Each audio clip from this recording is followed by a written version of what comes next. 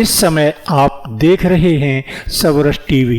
अरे जय हो दादा, सब आपका प्रताप, आपका आशीर्वाद है। तो मैं कह रहा था कि आदरणीय केवल कोठारी जी, आप उनके शरीर स्वस्थों को देखिए, बिल्कुल कहीं इनको ठंड नहीं लग रही है, उनको गर्मी में ठंड नहीं लगती और ठंड में गर्मी नहीं लगती। अद्भुत है इनकी चेसिस जो है, अद्भुत है इनकी इंजन, अद्भुत है। लेकिन उनके बाल देखिए, उम्र के हिसाब से उनके बाल पक गए हैं। और दया शंकर दादा को देखिए, उनके बाल नहीं पके हैं।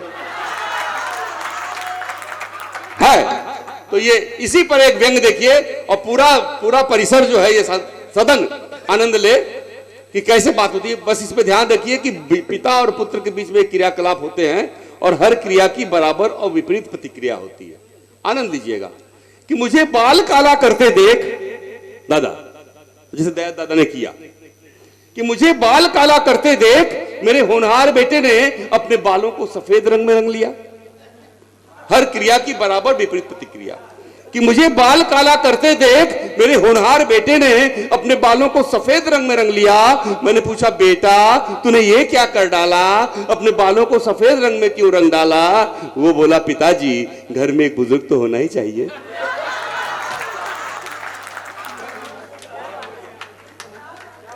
मैंने लगभग डांटते हुए उससे पूछा, डांटना पिता का मौलिक अधिकार होता है, हालांकि अमेरिका में आप डांट नहीं सकते, वहां सजा हो जाएगी, यहां तो कूट देते हैं लोग। मैंने लगभग डांटते हुए उससे पूछा, ये बताओ क्या सिर्फ बाल सफेद करने से तुम्हें लोग बुजुर्ग समझेंगे? ये बताओ क्या सिर्फ बाल सफेद करने से तुम्हें लोग बुजुर्ग समझेंगे? वो बोला, पिताजी मैं तो समझ गया, आप कब समझेंगे?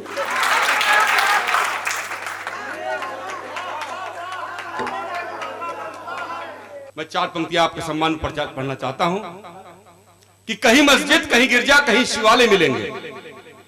कहीं मस्जिद, कहीं गिरजा, कहीं शिवालय मिलेंगे। मजहब के रंगों में रंगे मतवाले मिलेंगे।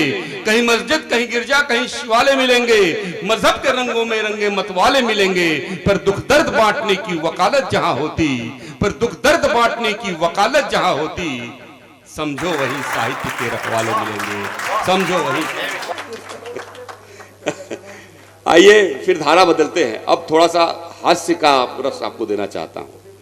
हालांकि यह हास्यमय ही चल रहा है, जहां गीत सम्राट हो उनके सामने हास्य पढ़ना हास्यास्पद होता है।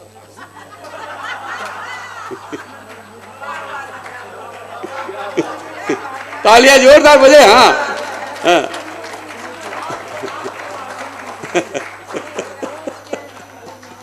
अरे समझ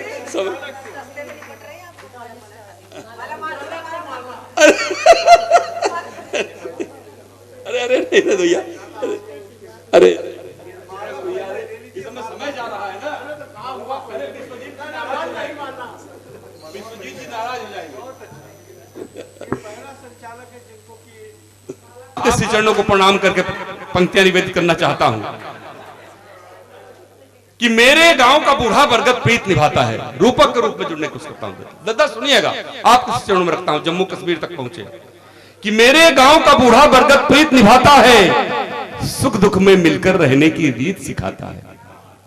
मेरे गांव का बूढ़ा बरगद प्रीत निभाता है, सुख दुख में मिलकर रहने की रीत सिखाता है। बड़के ताऊ छोटकी बुआ अक्सर कहते हैं, बड़के ताऊ छोटकी बुआ अक्सर कहते हैं, पतझड़ के मौसम में भी संगीत सुनाता है, पतझड़ के मौसम में भी संगीत सुनाता है। एक बार जोरदार तालियां डॉक्टर आदर प्रकाश जी की लिए। सबसे बुजुर्ग कवि हमारे बीच हैं, उनका आशीर्वाद मिल रहा है तो हम लोग जिंदा हैं, हम लोग का काम चल रहा है। ऐसे ही रवि जी, बनारस में मैं गया, विश्व वृद्धावस्था दिवस 80 घाट पर, दादा जानते हैं मुमुक्ष भवन है, दादा मुमुक्ष भवन बहुत फेमस। वहां कार्यक्रम था, 2 घंटे का कार्यक्रम था। हम लोग वहां पहुंचे, कवि 5 कवि थे। रामकिशोर तिवारी भी लखनऊ के बाराबंकी के हैं, वो भी हमारे साथ गए थे। 5:30 बजे कार्यक्रम खत्म हुआ तो हम लोग निकलने लगे तो 2 सज्जन बैठे हुए थे, अचानक रोने लगे वो। हमने कहा, दद्दा क्या बात हो गई, हम लोगों से कोई गलती हो गई? बोले, बेटे मेरे 3 बेटे हैं, तीनों बहुत बड़े बड़े अधिकारी हैं और देश के विभिन्न शहरों में रहते हैं और मुझे यहाँ वृद्धाश्रम में छोड़ गए हैं।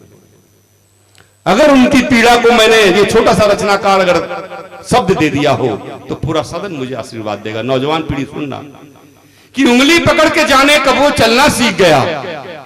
उस छोटे से बालक को हम लोग चलना सिखाते हैं पहिया पहिया करके, कि उंगली पकड़ के जाने कब वो चलना सीख गया, उंगली पकड़ के जाने कब वो चलना सीख गया, 4 कदम चलकर ही मुझको चलना सीख गया।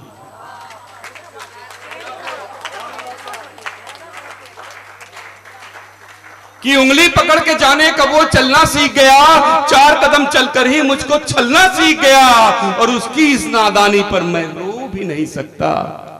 पिता हिमालय की तरह मजबूत होता है, अपने सारे अश्रु पी जाता है। कि उंगली पकड़ के जाने कब वो चलना सीख गया, 4 कदम चलकर ही मुझको चलना सीख गया, और उसकी इस नादानी पर मैं रो भी नहीं सकता। सूरज ढले ढले न ढले, मैं ढलना सीख गया। सूरज ढले ढले न ढले, मैं ढलना सीख गया। जोरदार तालियां इन बुजुर्गों के सम्मान में बजाइए। ये हैं तो हम हैं, हमारा अस्तित्व है। कि कोई मंदिर में जाता है, कोई मस्जिद में जाता है, कोई मंदिर में जाता है, कोई मस्जिद में जाता है, ये मन का मैल मिटाने को कोई संगम नहाता है। कोई मंदिर में जाता है, कोई मस्जिद में जाता है, ये मन का मैल मिटाने को कोई संगम नहाता है। अगर माँ बाप के चरणों में थोड़ा जल चढ़ा ले जो। नौजवान दोस्तों, आपको वो अमृत मैं दे के जा रहा हूं, अगर आपने जीवन में सही सही अनुपालन किया तो आपको सुख, समृद्धि और ऐश्वर्य की कमी नहीं होगी। दावा करता हूं मैं कि कोई मंदिर में जाता है, कोई मस्जिद में जाता है, ये मन का मैल धोने को कोई संगम नहाता है। अगर माँ बाप के चरणों में थोड़ा जल चढ़ा ले जो, तो चारों धाम का प्रतिफल वो अपने घर ही पाता है। तो चारों धाम का प्रतिफल वो अपने घर ही पाता है। जोरदार तालियां इन बुजुर्गों के सम्मान में बजाइए।